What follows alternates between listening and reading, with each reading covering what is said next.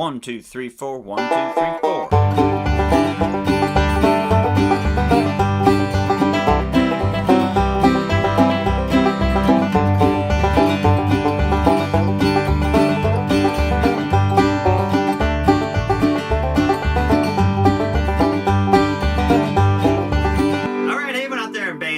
Mike Heading here. For this week's lesson, we're going to tackle the classic tune Worried Man Blues in the key of G. This song has a great melody that uses a combination of chord tones, so notes that are in the chord, and passing tones, notes that are within our scale but not in our chord. So those are the kinds of notes that are used to build this melody. So we're going to break a bunch of that down, get a little bit into the theory behind how we built the melody, and then I'm going to break down the whole solo note for note and do a bunch of backup stuff for Worried Man Blues. So here it is, Worried Man Blues in the key of G. Alright, let's start breaking down this beginner arrangement to Worried Man Blues in the key of G. Let me play the first 5 measures and then I'll break it down. Here we go.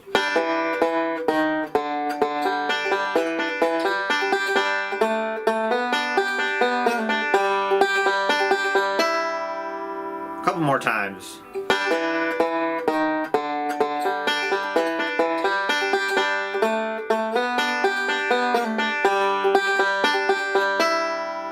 One more.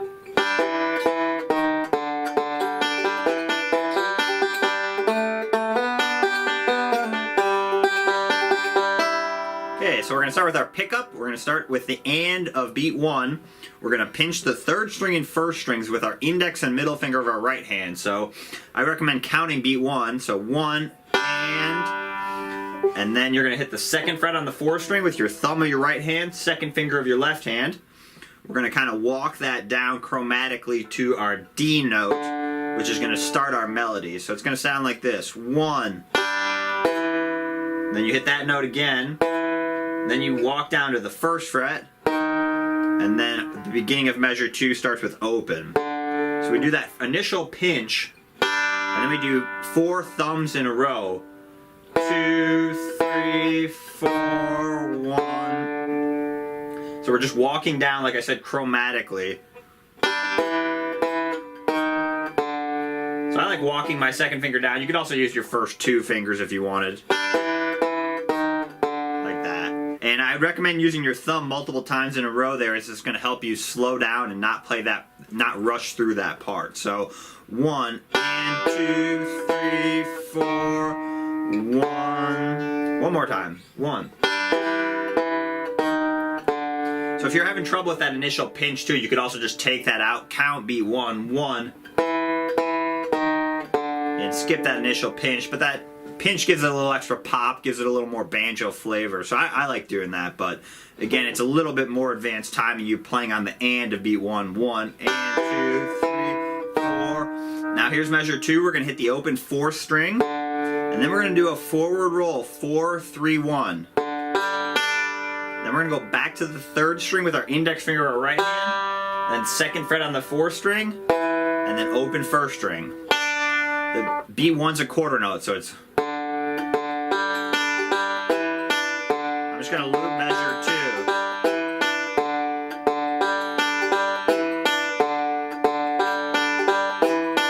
That's a great little melodic idea on the banjo. Works good for lots of songs. Long Journey Home, if you've played that one. A great one to get onto your fingers.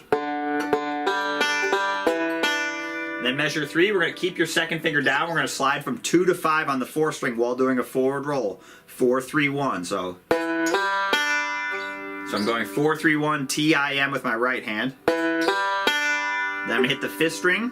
Then I'm going to pinch the open 3rd string and 1st string. Sounds like this. 1 and 2 and 3. That's how you count that. And then for beat 4 of measure 3, I'm going to put my 2nd finger on my left hand, my middle finger on the 2nd fret of the 3rd string. Play that note with my thumb. That's also a quarter note, so you got...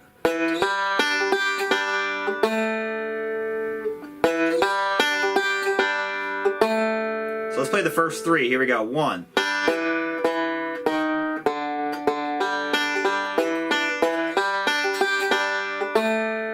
And the melody there is...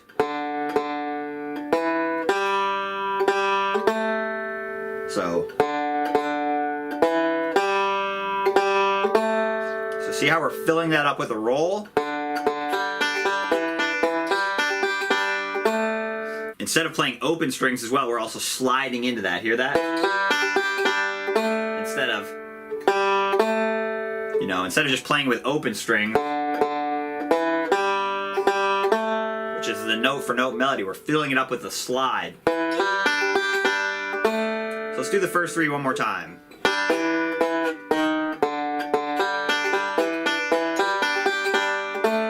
Now we're going to do a 2 to 4 slide on the third string, so keep your second finger down. Here's measure 4. So classic forward reverse roll lick. We're going to slide from 2 to 4 on the third string while doing a forward roll TIM. So strings 3, 2, 1. And we're going to hit the open 5th string, then come backwards, first string, second string, and then a 3-2 pull off on the third string. So I did thumb middle there, third string, first string, that's a 16th note pull off. And then we're going to hit the open third string, it's going to start measure 5.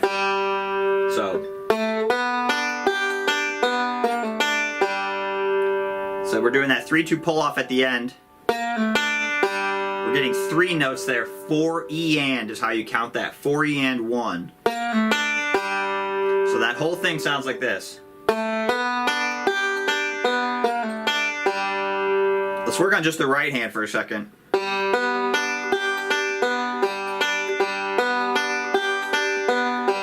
there's no pause in that right hand roll, so make sure when you add those slides and pull-offs, you don't add a pause in your right hand. Keep your right hand moving. You also have to get the proper clearance out of your left hand so you don't mute that first string when you try and do that pull-off.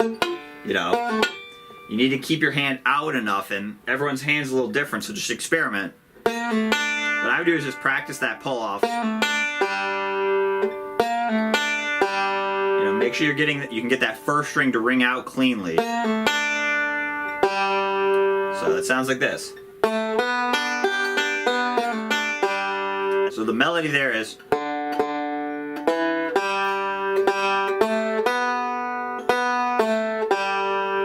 So we're filling that up with a slide again, same idea that we did on measure 3. Instead of just playing the open second string, now we found that note on the third string, slid into it. So that little walk down, so that's it takes a worried man to sing a worried song. So we're sliding up and then doing a pull off to kind of imply that back down melody line. So it's not 100% note for note melody, it's a lick kind of based on the melody, if that makes sense. One more time. Let's do 3 and 4 together. So slide up, pinch, and then put your second finger down, and then use that to slide. Let's do it together a little faster without the pause.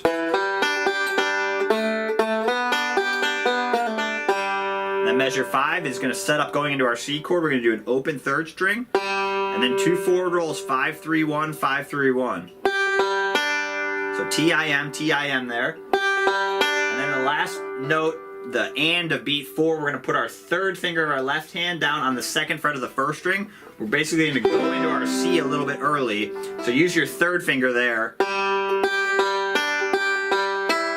It might at first glance look like you could use your second finger or first finger, but then in measure 6, you'll see you need to be in your C chord. So really important, use your third finger there. It's a very Scruggs style move. You'd go to the C just prematurely a little bit. So at the end of measure 5, we're actually going to the C chord just a tiny bit early.